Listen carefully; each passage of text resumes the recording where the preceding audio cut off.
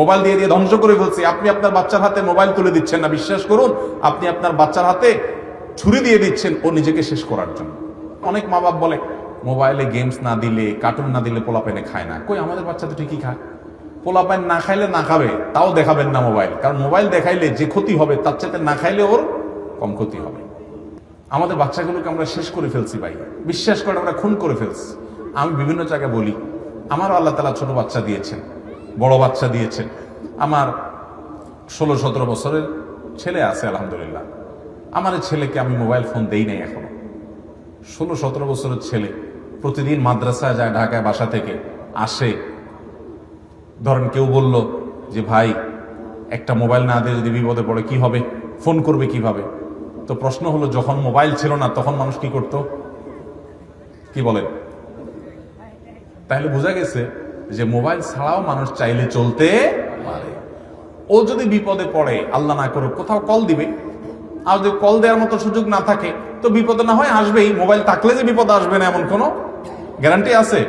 তাহলে মোবাইল দিয়া ওর যে বিপদ হবে, মোবাইল না দেওয়ার কারণে যদি বিপদ হয় সেটা তার চাইতে শ্রেয়।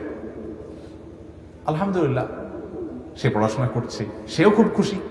আমি তো ছেলেকে বলে দিয়েছি, বাবা যখন তোমার মোবাইলকে চালানোর ক্ষমতা আসবে, মোবাইল তোমাকে চালাবে না। মোবাইলে তুমি ডাইরেক্ট হয়ে গেছো ডায়রিয়া রোগীর মতো, সারাদিন দেখতেছো, ঘাটতেছো, ডাইরেক্ট হয়ে গেছে, সারাদিন শুধু আতাও। এই রোগের রোগী হয়ে যাবো তুমি এই বয়সে মোবাইল নিলে। যখন তুমি মোবাইলকে নিয়ন্ত্রণ করতে শিখবা, প্রয়োজনে কথা বলবা, তখন তোমাকে মোবাইল ফোন কিনে দেওয়ানো সব আমি কিনে দিব, সব ব্যবস্থা আমি করে দিব। তুমি এখন পড়াশোনা করো আর আমার প্রতি আস্থা রাখো। আমি একজন বড় লোকের বাসায় একবার গেছি, বাসায় না অফিসে গেছি। বাংলাদেশের প্রথম সারির, মানে 1, 2, 3, 4, 5-এর ভিতরে একজন ধনী হলে এরকম একজন ধনী হবে। নাম বললাম না, নাম বললে সবাই চিনবেন। তো তার অফিসে গেছি একটা মিটিংয়ে। প্রসঙ্গত আমার সম্পর্কে এক ভাই পরিচয় করা দিয়েছেন যে হুজুরকে চিনেন কিনা। তিনি বললো না আমি চিনি না। তখন অবাক হয়ে গেছে ওই ভাইটা, কি ওনাকে চিনেন না কেমনে সম্ভব? আপনি এত বড় লোক মানুষ, নিশ্চয়ই সারাদিন আপনি নেট ঘাটাঘাটি করেন, এই হুজুরে চিনেন না কেমনে হলো? তখন উনি বললো, ভাই সরি, আমার মোবাইলে ইউটিউব অ্যাপটাই নেই।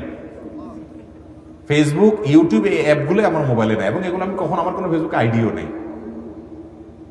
তখন আমি চিন্তা করলাম, এই লোক শত শত কোটি টাকার, হাজার হাজার কোটি টাকার মালিক হয়েছে, দেশের সেরা শীর্ষস্থানীয় ব্যবসায়ী যে হয়েছে, এর অন্যতম একটা কারণ হলো এটা যে ফালতু কাজ করার সময় তার নাই। এই সারাদিন ফেসবুক, ইউটিউব টিপাটাপি করা যুবক পোলাপাইন দেখবেন, এদের জীবনে কিচ্ছু করতে পারে না। এর রাস্তা রাস্তা ধ্বংস হয়ে যায়, মোবাইল শেষ করে ফেলে। ও টেরও পাচ্ছে না, ওর পুরো জীবনটাকে শেষ করে ফেলতেছে। ঠিক না ঠিক? একটা সময় আসবে আপনি মোবাইল ব্যবহার করবেন, নিয়ন্ত্রিত ব্যবহার। আমাদের আরো এক ভাই আছেন, আমি নাম বলবো না, যুবকরা, লক্ষ লক্ষ যুবকরা তাকে পছন্দ করে, ভালোবাসে।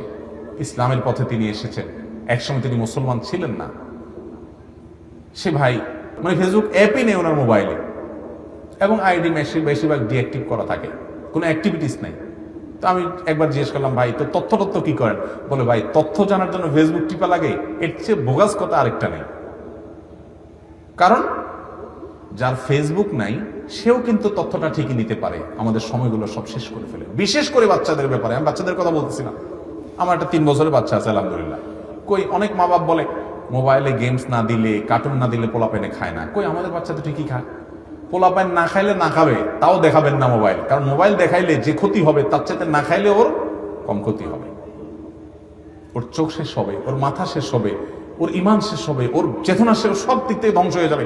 পোলাপাইন এখন সব অটিস্টিক মার্কা, বেশিরভাগ প্রতিবন্ধী, এবং ফার্মের মুরগির মতো দেখবেন এক একটা তুলতুলা হয়। এগুলো কোনো কাজের না, ওই মোবাইল দিয়ে দিয়ে এদেরকে শেষ করে ফেলছে, মোবাইল দিয়ে দিয়ে ধ্বংস করে ফেলছে। আপনি আপনার বাচ্চার হাতে মোবাইল তুলে দিচ্ছেন না, বিশ্বাস করুন আপনি আপনার বাচ্চার হাতে ছুরি দিয়ে দিচ্ছেন ও নিজেকে শেষ করার জন্য।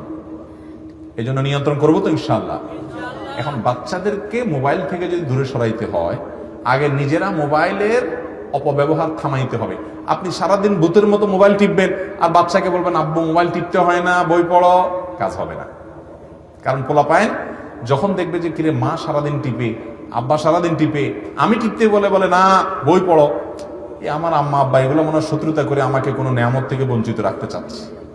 এটা যদি নেয়ামতই না হতো তাহলে সারাদিন তারা টিপে কেন?